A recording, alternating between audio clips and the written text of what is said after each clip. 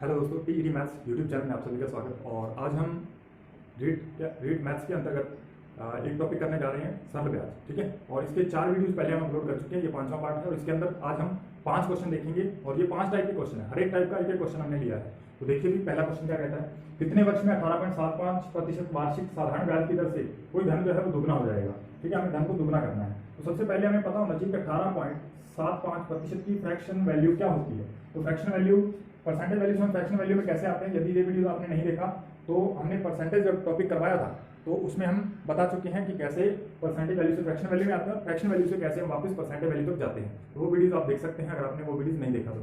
चलिए अब इस क्वेश्चन को करते हैं। तो 18.7 पॉइंट, तो हम जानते हैं कि 6.25% जो है वो मैंने आपको बता रखा है, वहाँ पे कितना होता है 1 बटा कितना होता है 16। कितना होता है 1/16।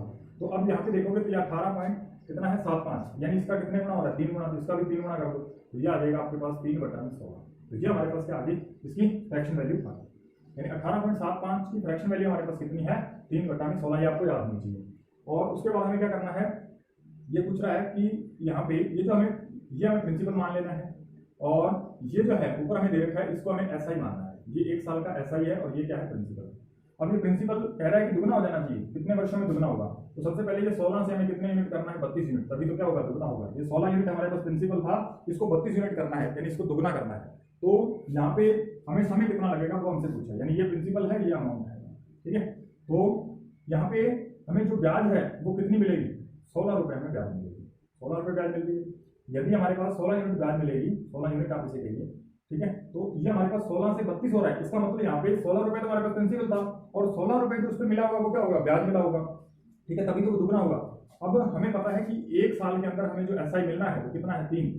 1 साल में हमें कितना एसआई मिलता है 3, तो 16 रुपए या 16 यूनिट जो हमें ब्याज है वो कितने सालों में मिलेगा। 1 साल में यदि 3 मिलता है 3 से भाग कर देंगे तो ये हमारे पास आ जाएगा 5 वर्ष पूरे आएंगे और 1/3 यानी 5 वर्ष कितना आ जाएगा 4 माह, 5 वर्ष 4 माह।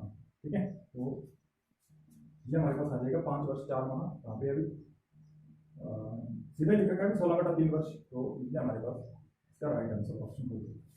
ठीक है, अगर हमारे पास इस तरीके का कोई ऑप्शन दिया होता, ठीक है, कि 5 वर्ष 3 माह, 5 वर्ष 7 माह ऐसा करके, तो 5 वर्ष 4 माह वहाँ पे सही हो जाता। उम्मीद है कि ये क्वेश्चन आपको समझ में आया होगा। चलिए नेक्स्ट क्वेश्चन की तरफ बढ़ते हैं। क्या दे रखा है कि किसी धन पर कुछ समय के लिए जो साधारण ब्याज है मूलधन का 1/9 है और यदि ब्याज की वार्षिक दर प्रतिशत तथा समय वर्षों में की संख्या के संख्यात्मक मान बराबर हो तो समय जो है वो कितना होगा, ये हमें क्या करना है। ऐसे क्वेश्चन बहुत आते हैं, सीटेट वगैरह में बहुत ज्यादा पूछे जाते हैं, रीट में भी आने की संभावना है, आते हैं। ठीक है, तो इसमें क्या कह रहा है कि जो समय हमें दे रखा है और जो हमें रेट दे रखा है, समय और रेट ऑफ इंटरेस्ट, इनके जो संख्यात्मक मान है, यानी समय यदि 5 वर्ष है तो जो ब्याज की दर है वो 5% होगी, यानी ये दोनों बराबर होंगे। ठीक है, तो उनके संख्यात्मक मान जो है बराबर हो तो समय कितना होगा वो हमें ज्ञात करना है। तो सबसे पहले यहाँ पे हमें दे रखा है 1/9। 1/9 यहाँ पे जिससे ये तुलना करता है, जिसके साथ का लगा होता है वो हमारे पास आ जाता है भी नीचे वाला प्रिंसिपल, और जिससे ये तुलना करता है साधारण ब्याज से, तो ये हमारे पास एक साल का क्या है ऐसा ही है। समझ पा रहे हो इस बात को। अब ये हमसे पूछ रहा है कि यदि ये जो हमारे पास रेट ऑफ इंटरेस्ट है और ये जो समय है ये दोनों के संख्यात्मक मान क्या है बराबर है। ठीक है, तो ये R/D आ गया हमारे पास। अब हमें एसआई का फॉर्मूला लगा देना। एसआई बराबर क्या होता है P गुणा में R गुणा में T, PRT/100। ठीक है, और यहाँ पे ये R है और ये T है, ये दोनों बराबर ही हैं। तो यहाँ पे हमसे पूछा क्या है, उसने समय पूछा है, यानी हम R की जगह क्या रख सकते हैं, T रख सकते हैं। यहाँ पे R की जगह T रखेंगे तो 1 T पहले है तो ये कितना हो जाएगा T²। समझ पा रहे हो इस बात को। R की जगह हमने क्या रख दिया T, क्योंकि दोनों बराबर दे रखे हैं, इनके संख्यात्मक मान बराबर है। तो यहाँ पे ऐसा ही आप देखिए कितना है 1 यूनिट 1 आ जाएगा। P की वैल्यू हमें कितनी दे रखी है 9 यूनिट, तो 9 आ जाएगा। और T का मान हमें ज्ञात करना है तो T² बटा में कितना आएगा 100। ठीक है, अब ये 100 इधर आएगा, ये ऊपर गुणा में चला जाएगा, यानी ये 100/9 बनेगा। कितना बनेगा, ये 9 इधर आ गया बटा में और इधर क्या बचा T²। यदि हम यहाँ से T की वैल्यू निकालेंगे तो इधर से उसका हटाएंगे, इधर क्या लगेगा √ लगेगा और ये 100 में कितना आ जाएगा 9।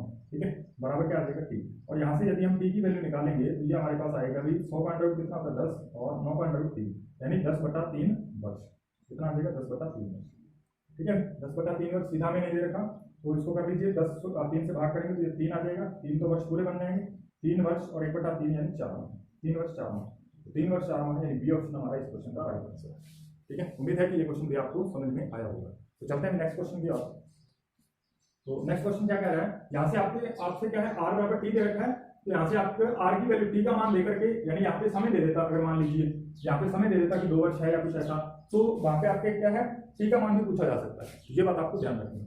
तो उसके बाद कोई धन 2 से 1/4% वार्षिक दर से 2.5 गुना हो जाती है, तो हमें क्या, तो वह किस दर से 3 गुना हो जाएगी, ये हमें ज्ञात करना है। कोई धनराशि जो है वो 2 से 1/4% वार्षिक दर से 2.5 गुना हो जाती है, तो वह किस दर से 3 गुना हो जाएगी। 3 गुना हमें बताना है कि 3 गुना दर किस दर से 3 गुना हो जाएगी। तो सबसे पहले हमें देखना है कि 2 से 1/4% वार्षिक दर से 2.5 गुना होती है, ठीक है।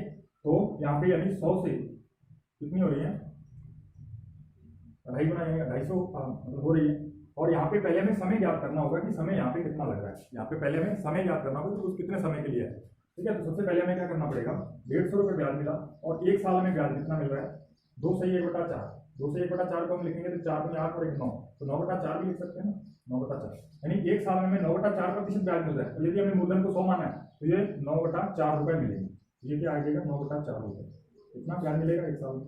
यदि हमें समय निकालना है तो समय से हम भाग देते हैं कि ब्याज जितनी मिली है टोटल, तो ये आ जाएगा 15×4 तो ये 600 बटा में कितना आएगा भाई, 600 बटा में 9, और यदि हम इसे काटेंगे ये हमारे पास आ जाएगा भाई 200 बटा में 3, बस, ठीक है। यानी यहाँ पे समय जो है वो कितना लग रहा है, 200 बटा में 3 वर्ष लग रहे हैं, ठीक है। अब इसे पॉइंटों में कैलकुलेट मत करिए, इसे ऐसे ही रहने दीजिए, और आगे जाकर के अपने आप कट जाएगा। देखिए किस तरीके से, देखिए अभी तक हमने क्या किया, 100 रुपये हमने प्रिंसिपल माना, और ये कह रहा है 2.5 गुना हो जाता है, तो हमें ब्याज कितनी मिलेगी 150, और ब्याज की दर क्या है 4 में 8 और 1 9, 9/4, और ये हमने प्रिंसिपल 100 माना, तो 9/4% जो है वो रुपए में चेंज हो जाएगा, ये 9/4 रुपए मिलेंगे, ठीक है। तो ये 9/4 रुपए, अब ये 9/4 रुपए 1 साल में मिलते हैं, हमें 150 रुपए हमें ब्याज लेना है, तो 1 साल में इतना मिलता है, तो 150 रुपए कितने सालों में मिलेगा, उसको हमने 150 से भाग दिया, 200 बटा में 3 साल हमारे पास आंसर आ गया। अभी नेक्स्ट हमें क्या करना है, तो वह किस दर से 3 गुनी हो जाएगी, तो 100 से 3 गुनी करनी है, यानी अब 100 से हमें कितनी ये राशि करनी है, 300 करनी है, समझ पा रहे हो, ठीक है। तो 100 से हमें क्या करनी है, 3 गुनी करनी है, यानी 300 करनी है। यहाँ पे हमें ब्याज कितना मिलेगा 200 रुपये, ठीक है। और ये हमारे पास क्या है, समय कितना है 200 रुपये हमें ब्याज मिलेगा, तभी ये जाकर के क्या 3 गुना होगी। यदि ये ब्याज जो हमें 200 रुपये मिल रहा है और हमें बताना है ब्याज की दर क्या होगी, तो ये जो हमारे पास समय कितना है 200 बटा में 3 वर्ष, तो ये जो हमारे पास टोटल ब्याज है, और इसको हम क्या करते हैं 1 वर्ष के लिए हमें निकालना है, तो ये हमारे पास टोटल वर्ष थे, इससे हमने भाग कर दिया, तो ये इससे कट जाएगा, और ये ऊपर 1 बचेगा, फिर 1/3 आएगा, और फिर ये जो 3 ऊपर जाएगा तो ये आ जाएगा 3%। उम्मीद है कि ये बात आपको समझ में आई होगी, और ये ऑप्शन हमारा इसका राइट आंसर हो जाएगा। तो कितना आ जाएगा 3%। दोबारा से इसको ध्यान से और समझिए, ये क्या कह रहा है 100 से 300 कर रहा है, 200 रुपये में ब्याज मिलेगा। अब हमें पता नहीं कि दर क्या है, दर निकालने के लिए हमें पता होना चाहिए समय। तो जब हम ब्याज में जो है वो समय का भाग दे देते हैं, तो हमारे पास क्या आ जाता है, रेट ऑफ इंटरेस्ट आ जाता है। तो यहाँ पे हमने क्या किया, ये जो हमारे पास ब्याज था इसको हमने समय से डिवाइड कर दिया, तो हमारे पास क्या आ गया 3%, और ये क्या रेट ऑफ इंटरेस्ट है। चलिए क्वेश्चन नंबर 4 की तरफ बढ़ते हैं, ठीक है। क्वेश्चन नंबर 4 क्या कह रहा है कि 600 रुपये का 2 रुपये 50 पैसे प्रति सैकड़ा प्रति माह की दर से 5 माह 20 दिन का सरल ब्याज होगा, ठीक है। 600 रुपये का हमें कैलकुलेट करने को कह रहे हैं, 600 रुपये हमारे पास प्रिंसिपल है, और ये 2 रुपये 50 पैसा, 2 रुपये 50 पैसे का मतलब 2.5 रुपये, 50 पैसे यानी 2.5 रुपये हो गया, 2 रुपये 50 पैसा यानी 2.5 रुपये हो गया, ठीक है। और प्रति सैकड़ा मतलब ये 100 रुपये पर मिलने वाली ब्याज है, ये किस पे ब्याज मिलती है 100 रुपये पर, और 2.5 रुपये ब्याज मिलती है कितने समय में, प्रति माह, यानी 1 मंथ के अंदर, 1 मंथ के प्रति माह की बात कर रहा है, उसने वार्षिक ब्याज नहीं कहा, ठीक है। तो 1 महीने के अंदर कितनी ब्याज मिलती है, 2.5 रुपये ब्याज मिलती है। अब ये कह रहा है 5 माह 20 दिन का सरल ब्याज होगा, 5 माह 20 दिन का हमें ब्याज निकालना है। ये हमारे पास क्या था, ये हमारे पास 100 रुपये पर मिलने वाला ब्याज है 2.5 रुपये, ठीक है।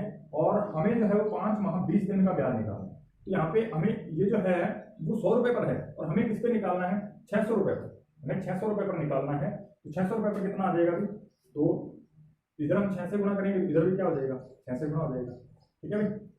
तो ये हमारे पास आ जाएगा अभी 6 से गुणा करेंगे तो 6 × 30 और 6 × 12 और 3 15, ये कितना आ जाएगा अभी 15 रुपये, यानी हमारे पास 600 रुपये पर 1 महीने में कितना ब्याज मिलता है, आप कहोगे 15 रुपये। 600 रुपये पर 1 महीने में कितना ब्याज मिलता है 15 रुपये। हमसे क्या पूछा है 5 महीने और 20 दिन, तो ये 5 महीने और 20 दिन, तो पहले हमें दिनों को क्या महीनों में चेंज कर लेना है, ये 5 महीने प्लस 20 दिन तो 20, अब दिन को हम किसमें महीनों में चेंज करेंगे, किससे भाग देते हैं 30 से, ठीक है, क्योंकि 1 महीने के अंदर हम 30 दिन मान के चलते हैं।